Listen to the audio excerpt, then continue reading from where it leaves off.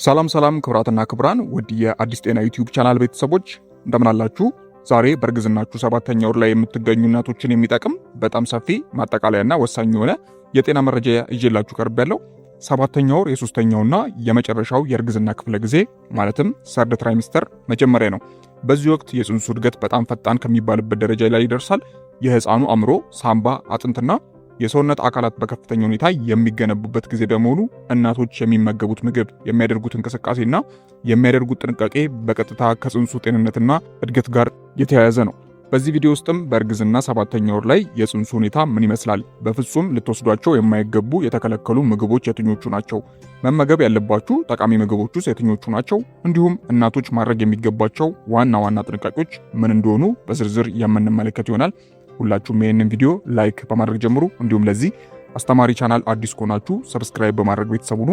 አሁን በቀጥታ ወደ ጉዳይ ሳልፍ የምጀምረው በእርግዝና 7ኛ ወር ላይ የጽንሱ ሁኔታ ምን ይመስላል የሚለውን እንመልከት። በ7ኛው ወር ውስጥ በጽንሱ አካል ላይ በርካታ አስደናቂና ፈጣን ለውጦች ይከሰታሉ። ጽንሱ አሁን ሙሉ በሙሉ ሰው ሆኖ ያደገ ሲሆን ከማህፀን ውጪ ለሚኖረው ህይወት ሰውነቱን ማዘጋጀት ይጀምራል። ክብደትና ቁመቱም በዚህ ወር መጨረሻ ላይ የጽንሱ ክብደት በአማካይ ከ1.3 እስከ 1.9 ኪሎ ግራም ያህል ይደርሳል።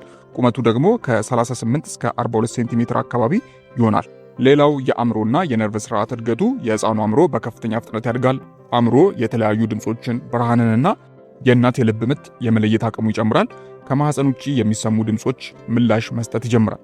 ከዚህ በተጨማሪም የህፃኑ አይኖች አሁን መከፈትና መዘጋት ይችላሉ። በዙሪያው ያለው ብርሃንንም ማወቅ ይጀምራል። ሌላው በቆዳው ስር ስብ መሰብሰብ ስለሚጀምር ቀደም ሲል የነበረው የተሸበሸበ የቆዳ ሁኔታ እየጠፋና ለስላሴ እያገኘ ይመጣል። ሌላው የሳምባ እድገት ነው። የህፃኑ ሳምባ አየር ለመተንፈስ አስፈላጊ የሆኑትን ንጥረ ነገሮች ማዘጋጀት ይጀምራል። ምንም እንኳን ሙሉ በሙሉ ባይባልም ህፃኑ አሚኒዮቲክ ፈሳሽን ወደ ውስጥና ወደ ውጪ በማስገባት የመተንፈስ ልምምድ ያደርጋል። የጽንሱ እንቅስቃሴን በተመለከተ እንግዲህ በዚህ ወር የማህፀን ቦታ እየጠበበ ስለሚመጣ የህፃኑ እንቅስቃሴ ከበፊቱ ይልቅ በግልጽ ይታወቃል። የህፃኑ ምት መገለባበጥና የእግሩ እንቅስቃሴ በግልጽ በወር ላይ ሊታይና ሊሰማ ይችላል። ህፃኑ በሆድ ውስጥ እያለ ማስቀመጥ ሊያጋጥመው ይችላል። ይህም እናትየዋ በሆዷ ውስጥ እንደ ትንሽ መዝለል ያለ ስሜት እንዲሰማት ያደርጋል።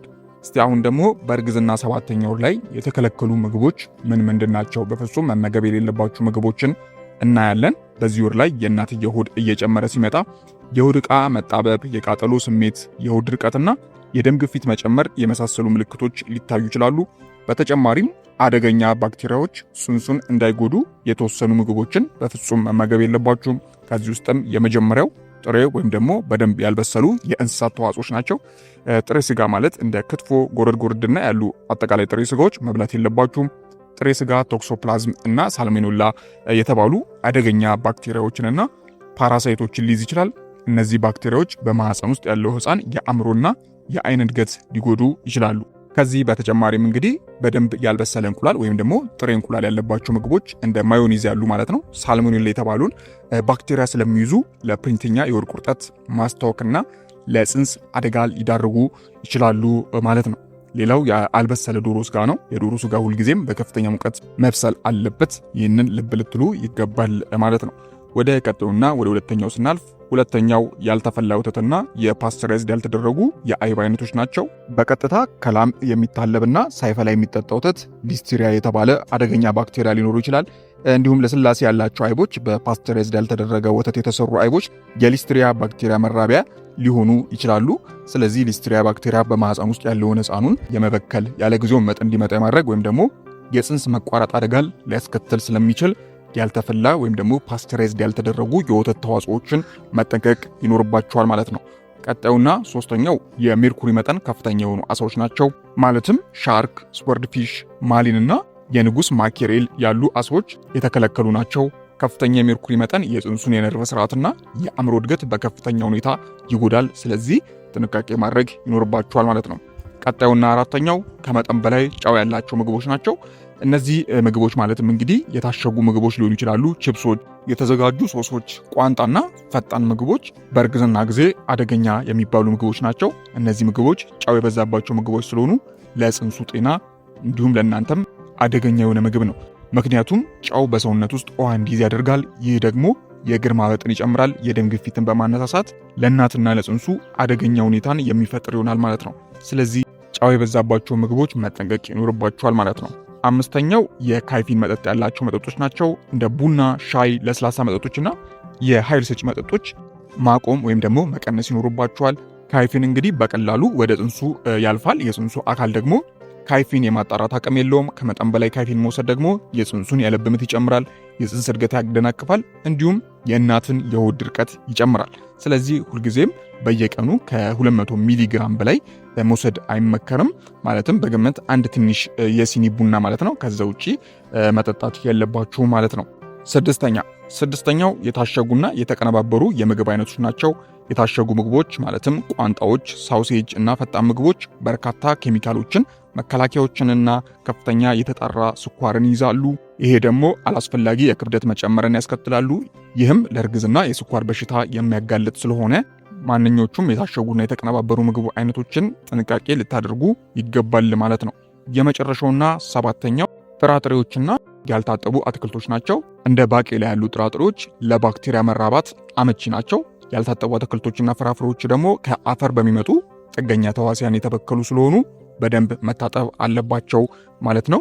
ስለዚህ በእርግዝናችሁ 7ኛ ወር ላይ እነዚህ ምግቦች መጠቀቅ ይኖርባቸዋል። ማለትም ጥሬ ስጋ፣ እንዲሁም ያልተፈላ ወይም ደግሞ አንፓስቸራይዝድ የሆነ የወተት ተዋጽኦች። 3ኛው የሜርኩሪ መጠን ከፍተኛ የሆኑ የአሳ አይነቶች። 4ኛው ከመጠን በላይ ጨው ያላቸው ምግቦች። 5ኛው የካይፊን መጠን ያላቸው መጠጦች። 6ኛው የታሸጉና የተቀነባበሩ የምግብ አይነቶች። 7ኛውና የመጨረሻው ጥራጥሬዎችና ያልታጠቡ አትክልቶችና ፍራፍሬዎችን በእርግዝና 7ኛው ወር ላይ መጠንቀቅ ያለባችሁ ናቸው። አስፈላጊ ከሆነም ደግሞ ጭራሹኑ ማቆም ያለባችሁ ምግቦች ናቸው ማለት ነው። እስቲ አሁን በተቃራኒው በዚህ ምትክ መመገብ ያለባችሁን ምግቦች ማለትም በእርግዝና 7ኛ ወር ላይ መመገብ ያለባችሁን ወሳኝ ምግቦች እንመለከታለን። በዚህ ወር የጽንሱ አእምሮ፣ አጥንትና ደም ለመልማት እንዲሁም የእናትን ምቾት ለመጠበቅ አንዳንድ ምግቦች አሉ። ከነዚህ ውስጥም የመጀመሪያው በአይረን የበለጸጉ ምግቦች ናቸው። እነዚህ ማለት ቀይ ስጋ፣ የዶሮ እንቁላል፣ ምስር፣ አተር፣ ሽምብራ እና አረንጓዴ አትክልቶችን አብዝታችሁ መመገብ ይኖርባችኋል። በእርግዝና 7ኛ ወር ላይ የእናትየው የደም መጠን በከፍተኛ ሁኔታ ስለሚጨምር አይረን የደም ማነስን ለመከላከልና ለጽንሱ በቂ ኦክሲጅን ለማቅረብ ወሳኝ ነው ማለት ነው። ቀጣዩና ሁለተኛው በካልሲየምና በቫይታሚን ዲ የበለጸጉ ምግቦችን መመገብ አለባችሁ። እነዚህ ምግቦች ወተት ማለትም የተፈላ ወተት፣ እርጎ፣ አይብ፣ ሰሊጥና አረንጓዴ ቅጠላቅጠሎች ናቸው። የህፃኑ አጥንትና ጥርስ በከፍተኛ ሁኔታ የሚጠነክርበት ወቅት ስለሆነ በቂ ካልሲየም ማግኘት ያስፈልጋል። እናቱ በቂ ካልሲየም ካልወሰደች ደግሞ ህፃኑ ከእናቱ አጥንት ላይ ካልሲየም ስለሚወስድ እናትየው ለአጥንት መሸርሸር የምትጋለጥ ይሆናል። ስለዚህ በካልሲየምና በቫይታሚን ዲ የበለጸጉ ምግቦችንም በአመጋገባችሁ ላይ ማካተት አስፈላጊ ነው። ሶስተኛው በፕሮቲን የበለጸጉ ምግቦች ናቸው። እንደ ዶሮ ስጋ፣ የበሰለ አሳ፣ እንቁላል፣ ጥራጥሬዎችና ለውዞች ወሳኝ የተባሉ የፕሮቲን ምንጭ ናቸው። እናም የጽንሱን ህዋሳትና ቲሹዎች ለማደስና የጽንሱን ፈጣን እድገት ለመደገፍ ፕሮቲን ወሳኝ የሆነ ንጥረ ነገር ነው ማለት ነው። ስለዚህ ፕሮቲንንም በአመጋገባችሁ ላይ ማካተት ያለባችሁ ምግብ ነው። አራተኛው በኦሜጋ 3 ፋቲ አሲድ የበለጸጉ ምግቦች ናቸው። የምግቦቹ አይነቶቹም ዝቅተኛ የሜርኩሪ ይዘት ያላቸው አሳዎች እንደ ሳልሞን፣ ቲላፒያ እና የወይራ ዘይትና ለውዝ ወሳኝ የተባሉ የኦሜጋ 3 ፋቲ አሲድ ምንጮች ናቸው። የህፃኑን አእምሮና የአይን ብርሃን እድገት በከፍተኛ ደረጃ ስለሚያፋጥኑ በኦሜጋ 3 ፋቲ አሲድ የበለጸጉ ምግቦችን ማዘውተር አስፈላጊ ነው። ቀጣዩና 5ኛው በፋይበር የበለጸጉ ምግቦች ናቸው። እንደ ሙሉ እህሎች ማለትም አጃ፣ ገብስና የስንዴ እንጀራ ወይም ደግሞ የስንዴ ዳቦ፣ አትክልቶች፣ ፍራፍሬዎች ማለትም አቮካዶ፣ ሙዝ፣ ፖም ያሉ ምግቦች ወሳኝ የተባሉ የፋይበር ምንጭ ናቸው። እንግዲህ በእርግዝና ወቅት ላይ ፋይበርን መመገብ በ7ኛ ወር ላይ ማህፀን አንጀት ላይ ስለሚጫን የሆድ ድርቀት ይከሰታል። ፋይበር የሆድ ድርቀትን ለመከላከልና የምግብ መፈጨትን ለማቃናት ይረዳል። ስለዚህ ፋይበርን ማካተት አስፈላጊ ነው። የመጨረሻውና 6ኛው በቂ ውሃ መጠጣት ነው። በቀን ከ8 እስከ 10 ብርጭቆ ማለትም ከ2 እስከ 3 ሊትር ያህል ድረስ ንጹህ ውሃ መጠጣት ያስፈልጋል። ውሃ መጠጣት የጽንስ ውሃን ማለትም አምኒዮቲክ ፍሉድ መጠን ይጠብቃል፣ የሽንት ቱቦ ኢንፌክሽንን ይከላከላል፣ እንዲሁም የሆድ ድርቀትና የእግር ማበጥን የሚቀንስ ይሆናል ማለት ነው። እስቲ አሁን በእርግዝና 7ኛ ወር ላይ ማድረግ ስላለባችሁ አንዳንድ ጥንቃቄዎች እንመልከት። ከምግብ በተጨማሪም በእርግዝና 7ኛ ወር ላይ እናቶች ማድረግ የሚገባቸው ዋና ዋና የጤናና የዕለት ተዕለት ጥንቃቄዎች አሉ። ከነዚህ ውስጥም የአተኛኘት ሁኔታ ነው። በጎን መተኛት፣ በ7ኛ ወር በጀርባ መተኛት በፍጹም አይመከርም። በጀርባ ስትተኙ ከባድ የሆነውን ማዕፀን በትልቁ የደም ስር ላይ ጫና ስለሚፈጥር ወደ እናቱ ልብና ወደ ጽንሱ የሚሄደውን የደም ፍሰት ይቀንሳል። ስለዚህ በግራ ጎን መተኛት ወደ ጽንሱና ወደ ኩላሊት የሚሄደውን የደምና የምግብ ንጥረ ነገር ፍሰት ስለሚያፋጠን ምንጊዜም በግራ ጎን ነው መተኛት ያለባችሁ ማለት ነው። እንዲሁም በእግራችሁ መካከል እና ከሆድ ስር ትራስ ማድረግ ምቾት ይሰጣችኋል ማለት ነው። ሌላው የጽንሱን እንቅስቃሴ መከታተል አስፈላጊ ነው። በየቀኑ የህፃኑ እንቅስቃሴ መከታተል አለባችሁ።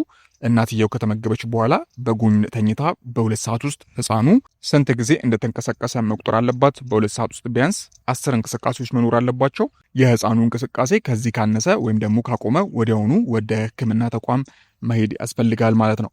ሌላኛው ከባድ አካላዊ እንቅስቃሴዎችና ከባድ እቃዎችን ማንሳት የለባችሁም። እንዲሁም አራተኛው የሰውነት ንጽህናና ምቹ አልባሳትን መምራት አለባችሁ። ላላ ያሉ እና ከጥጥ የተሰሩ ምቹ አልባሳትን መልበስ ይጠበቅባችኋል። ጥብቅ ያሉ ልብሶች የደም ዝውውርን ስለሚከላከሉና የቃጠሎ ስሜትን ስለሚጨምሩ ማስወገድ አስፈላጊ ነው።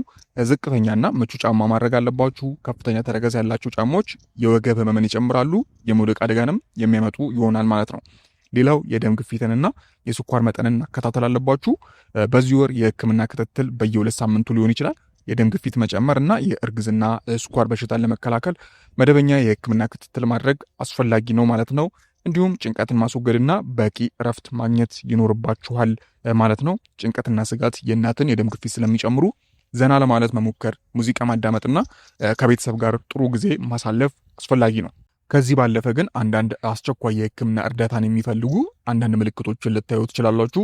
እነዚህ ምልክቶች ከተሰማችሁ ወደ ህክምና ተቋም በፍጹም ሳትዘገዩ መሄድ ይኖርባችኋል። በማህፀን በኩል የሚወጣ የደም ፈሳሽ ወይም ደግሞ ነጭ ፈሳሽ በከፍተኛ ሁኔታ መብዛት፣ የጽንስ ውሃ መፍሰስ፣ በሆድና በወገብ አካባቢ የሚመጣ የማያቋርጥ ወይም ደግሞ በየተወሰነ ደቂቃው የሚደጋገም ጽኑ የሆነ ቁርጠት ማለትም ያለ ጊዜው ምጥ ምልክት ሊሆን ይችላል። ይሄ ሌላው የህፃኑ እንቅስቃሴ በከፍተኛ ሁኔታ መቀነስ ወይም ደግሞ ሙሉ በሙሉ መቆም ካጋጠማችሁ፣ እንዲሁም በፊታችሁ በእጃችሁና በእግራችሁ ላይ ድንገተኛና ከፍተኛ ማባጥ ካጋጠማችሁ፣ ከፍተኛ ራስ ምታት፣ የአይን ብዥታ ወይም ደግሞ የማዞር ስሜት የደም ግፊት መጨመር ምልክት ሊሆኑ ስለሚችሉ ችላ ልትሉ አይገባም ማለት ነው።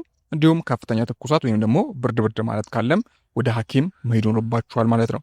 በአጠቃላይ በእርግዝና 7ኛ ወር ላይ የምታደርጉት ጥንቃቄ የምትመገቡት የተመጣጠነ ምግብና የምታገኙት በቂ ረፍት ለልጃችሁ ጤናማ እድገትና ለሰላማዊ ወሊድ ወሳኝ መሰረት ነው። ጥሬና ያልበሰሉ ምግቦችን ማስወገድ፣ ጨውና ስኳር መቀነስ፣ ንጽህናን መጠበቅ፣ በግራ ጎን መተኛትና የህፃኑን እንቅስቃሴ መከታተል ዋናው ቁልፍ ጉዳይ ነው ማለት ነው። ማንኛውም አይነት ያልተለመደ የጤና ስሜት ሲሰማችሁ ሁልጊዜም ከሐኪማችሁ ጋር መመካከር፣ አስፈላጊውን ክትትል ማድረግ ይኖርባችኋል። ይህ መረጃ ጠቃሚ ሆኖ ካገኛችሁት ቪዲዮን ላይክ ማድረጋችሁን እንዳረሱ፣ እንዲሁም ለሌሎች ሰዎች ሼር ማድረጋችሁንና አዳዲስ መረጃዎች እንዲደርሳችሁ ቻናሉን ሰብስክራይብ ማድረግ እንዳትረሱ። እስከ ቪዲዮ ፍጻሜ አብራችሁን ስለነበራችሁ እጅግ በጣም አመሰግናለሁ። በቀጣይ በሌሎች ቪዲዮዎች የምንገናኝ ይሆናል። እስከዛው በያላችሁበት ፈጣሪ ሰላሙን ያብዛላችሁ። ደህና ሁኑ። ቻው